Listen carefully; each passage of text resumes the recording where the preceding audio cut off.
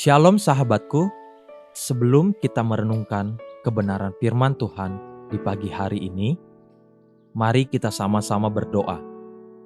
Tuhan Yesus, terima kasih untuk pagi hari ini. Terima kasih untuk nafas kehidupan yang Tuhan masih berikan untuk setiap kami. Kami mengucap syukur untuk semua kebaikan-Mu. Hari ini kami ingin kembali merenungkan kebenaran firman-Mu. Biar kebenaran firman-Mu yang menuntun setiap kami. Bahkan setiap kami akan diubahkan lewat kebenaran firman-Mu. Hanya di dalam nama-Mu kami berdoa dan mengucap syukur. Haleluya. Amin. Pagi hari ini kita akan merenungkan kebenaran firman-Nya dengan tema Two Sides of a Coin. Mari kita buka Alkitab di dalam kitab Yunus pasal yang kedua, ayat yang pertama sampai keempat. Demikian firman Tuhan. Berdoalah Yunus kepada Tuhan, Allahnya, dari dalam perut ikan itu. Katanya, dalam kesusahanku, aku berseru kepada Tuhan, dan Ia menjawab aku.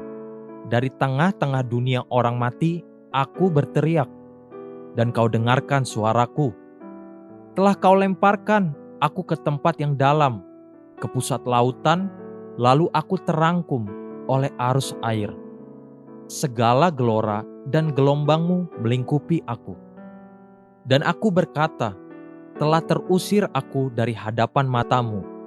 Mungkinkah aku memandang lagi bait-Mu yang kudus?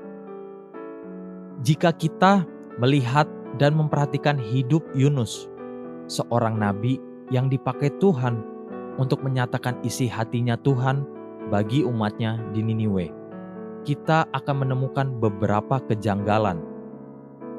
Bukankah Tuhan dikenal sebagai Tuhan yang menganugerahkan kepada umatnya sebuah kebebasan, atau yang sering kita kenal sebagai free will atau kehendak bebas? Namun, coba lihat dan perhatikan dari hidup Yunus. Bukankah Yunus telah menggunakan kehendak bebasnya untuk tidak mempedulikan perkataan Tuhan? Bukankah Yunus telah memilih untuk lari dan pergi jauh meninggalkan tujuan Tuhan dengan memilih untuk berlayar ke Tarsis, jauh dari Niniwe yang adalah tujuan Tuhan? Bukankah seharusnya jika Tuhan itu berlaku konsisten dengan perkataannya, Dia seharusnya membiarkan saja Yunus pergi jauh dan terhilang? Tapi kenapa Tuhan justru izinkan ombak yang dahsyat melanda kapal Yunus? Mengapa ketika undi dibuang, nama Yunuslah yang keluar sebagai penyebab semua malapetaka ini? Sampai-sampai mulut Yunus mengakui bahwa dia adalah seorang nabi Tuhan yang takut akan Tuhan. Dan semua mereka sadar bahwa nabi Tuhan ini telah lari meninggalkan Tuhan. Namun sekali lagi, Yunus tidak mati tenggelam di laut. Sebab Yunus pasal 1 ayat ke-17 berkata, maka atas penentuan Tuhan datanglah seekor ikan besar yang menelan Yunus. Dan Yunus tinggal di dalam perut ikan itu 3 hari 3 malam lamanya. Kenapa Tuhan seakan mengejar Yunus? Bukankah Yunus telah menggunakan free will yang ada padanya untuk lari menjauhi Tuhan? Bukankah itu kehendaknya sendiri? Tidakkah seharusnya Tuhan menghormati hak dan keputusan Yunus dan membiarkan dia pergi jauh? Ada dua sisi mata uang, two sides of a coin.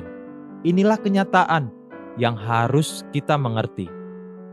Sering kita melihat sebuah masalah hanya dari sudut pandang kita sendiri.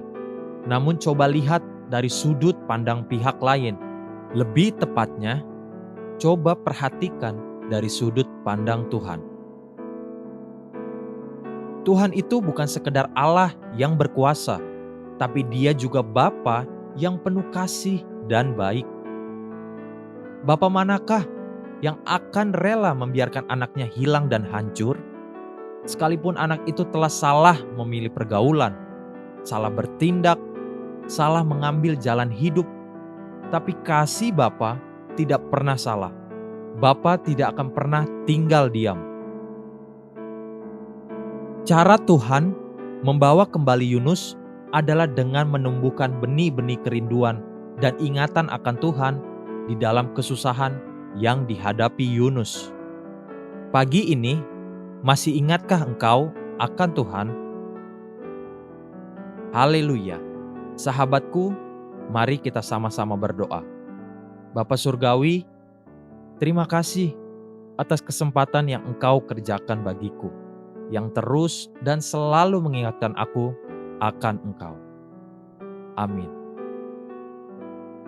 Jesus loves you and so do I.